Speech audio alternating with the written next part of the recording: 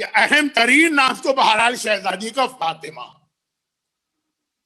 Doctor Hussain Alvi का एक बहुत मशहूर वाकया, 40 साल पहले मेरे उन उस्ताद ने बताया जो बाद में शहीद कर दिए गए कराची में, एक ईरानी आलिम दीन थे आगा सुल्तानी, लेकिन उन्होंने तफसील से बताया। यही वाकया मुख्तसर आयतुल्लाह अहमद संजानी ने अपनी किताब में भी लिखा। मैंने पहले इसीलिए अर्ज किया था कि मैं वाकयात इस तरह नहीं सुनाता हूं, ईरान में तो इतने उलमा। यह आयतुल्लाह अहमद संजानी के लिए एक जुमला सुन ले ताकि वाकये की ताकत आपके सामने आए। जवानी में एक बार इमाम खुमैनी का एक इख्तिलाफ हो गया था अपने जमाने के एक और आलिम आगाए हुज्जत से। वो बहुत बड़े आलिम थे जिनके नाम पर ईरान में मदरसा भी है, मदरसा हुज्जतिया। एक इख्तिलाफ हो गया था और ये आगा अहमद ज़ंजानी दोनों के दोस्त थे। तो इमाम खुमैनी का जब इनकलाब हुई, इख्तिलाफ हुई, बहुत पहले की बात है, इमाम खुमैनी की जवानी 20 जमात-उस-सानी इमाम खुमैनी की सालगिरह भी मनाई जाती। वो पैदा हुए थे 18 को, 2 दिन पहले, लेकिन एक ही तारीख में सारी मुनासिबतें जमा हो, तो इसलिए 20 जमात-उस-सानी को ईरान में इमाम खुमैनी की बर्थडे भी मनाई जाती है। आयतुल्लाह अहमद ज़ंजानी उनसे उम्र में तकरीबन 13 साल बड़े थे, लेकिन यहां भी कुर्बत थी और आगा हुज्जत से भी। अब जब इमाम खुमैनी का इख्तिलाफ हो गया तो कई लोगों ने आगा हुज्जत के पीछे नमाज पढ़ना छोड़ दी, क्योंकि बहरहाल खुमैनी ये अहमद ज़ंजानी नमाज पढ़ते रहे। तो किसी ने जाके आगा खुमैनी से कहा कि ये तो आपका नाम भी लेते हैं लेकिन नमाज उनके पीछे पढ़ रहे हैं। हमारे यहाँ तो इख्तिलाफ किसी और चीज को कहते हैं ना। हमारे इख्तिलाफ का मतलब है कि मिंबर पर भी अगर हो तो सामने वाले के बाप और माँ को चाहे मर चुके हो लेकिन उनका भी इतना अच्छा कर दो।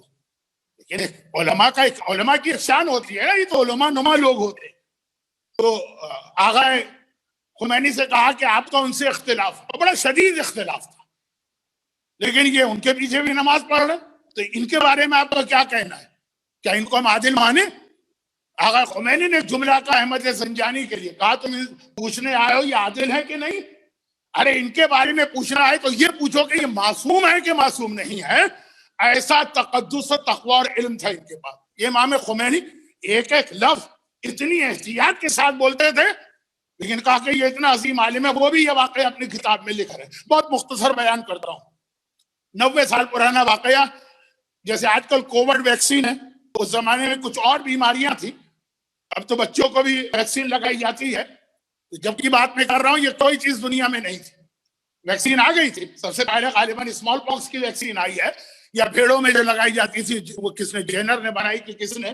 खुलासा ये है कि 30s की बात, स्विट्जरलैंड के लेबोरेटरी में बच्चों की चंद बीमारियों की वैक्सीन तैयार हो रही थी और उसके बाद ट्रायल किए जा रहे थे। तो ईरान से भी एक बहुत मशहूर डॉक्टर थे हुसैन अलवी, उनको वहां बुलाया गया कि आप भी आके इसमें शरीक हो।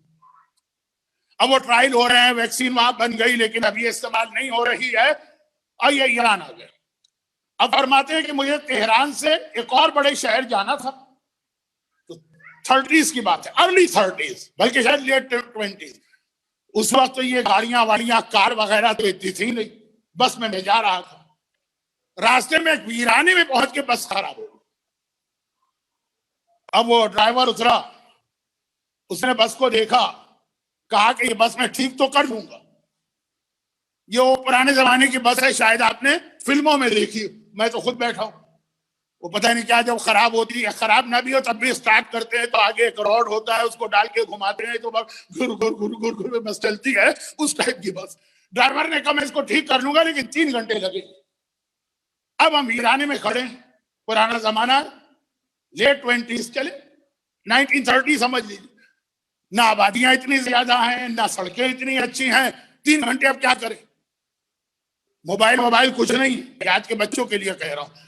बैठे तो इन्होंने सोचा कि अब खाली क्यों बैठूं, अब बस खराब हुई, आवाज आई घुर घुर, तो करीब के गांव के कुछ लोग तमाशा देखने आ गए। मैंने उनसे कहा कि भाई मैं डॉक्टर हूं, अभी 3 घंटे मेरे पास हैं, तो चलो अगर तुम्हारे यहाँ कोई बीमार आदमी है उसको लेकर आओ, मैं इतना टाइम जो है वेस्ट क्यों करूं, अपनी जो मेरी जो एक्सपर्टी है, जो महारत है, लोगों को फायदा पहुंचाऊं। वहां जिंदगी में कभी डॉक्टर नहीं आया, उस गांव में ऐसा गांव था। तो ना के सुन के लोग आने लगे।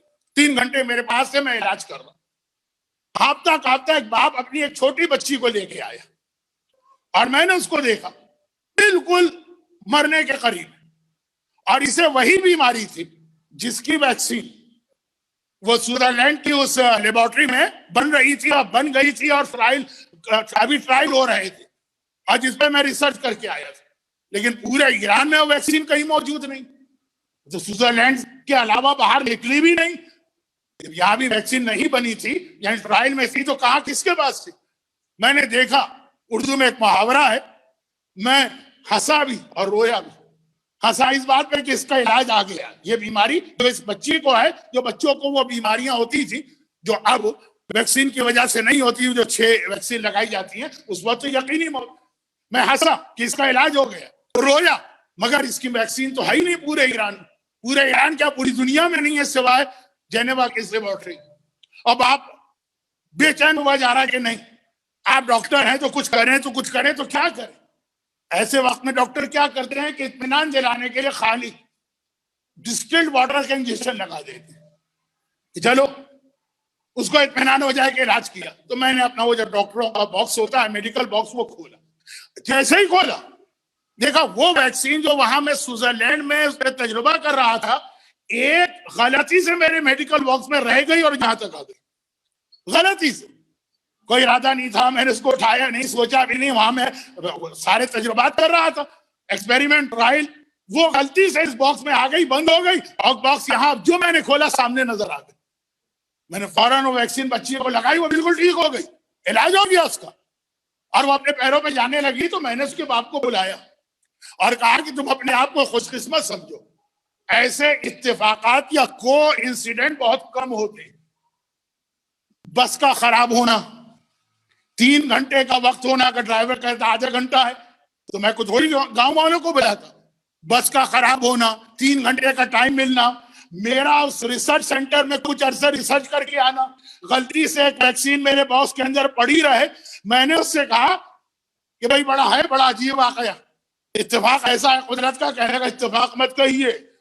जब से मेरी बच्ची की हालत थी, मैं एक ही जुमला बार बार कह रहा था जो शेख अब्बास कुम्मी ने अपनी किताब में लिखा, या मौलाती या फातिमतु अगीसीनी, या मौलाती या फातिमतु अगीसीनी, या मौलाती या फातिमतु अगीसीनी। ऐ मेरी सैयदो सरदार फातिमा ज़हरा, मेरी मदद को आइए। 110 मरतबा मैंने पूरा किया जुमला, और आपका आदमी आया कि डॉक्टर आया हुआ है तो इलाज के लिए आओ, तो मैं फौरन आ गया। ये ना कोई इत्तेफाक है ना आपका कमाल है, ये मेरी शहजादी के नाम की बरकत है कि ऐसी वैक्सीन जेनेवा से ईरान के जंगल में मेरे मेडिकल बॉक्स में निकल आई। बहुत बड़ी ताकत है इस फातिमा नाम में भी।